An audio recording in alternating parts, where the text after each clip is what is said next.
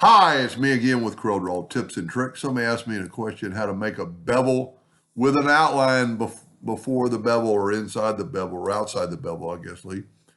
And so I made this shape just to kind of show them. This is a really interesting shape to make. Really pretty easy. Take your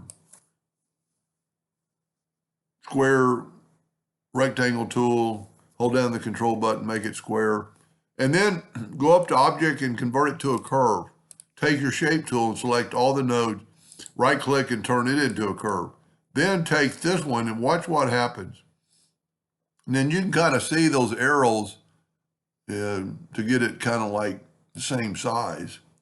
Now, that to me looks backwards of the way you would make a shape. But if we Control D, hold down the control button when we get this two-sided arrow and do that, select them both, Control D, get the two-sided arrow, and there's that shape. We can fill it in with any color.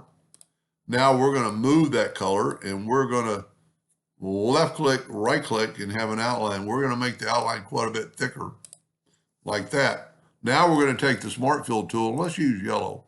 It shows up really good on the bevel. So you can still see your outline. You can nudge it out of the way. You don't really have to do this. And grab your effects and your bevel tool. And I've got it set on 2 inches, which is quite a bit. But look at that.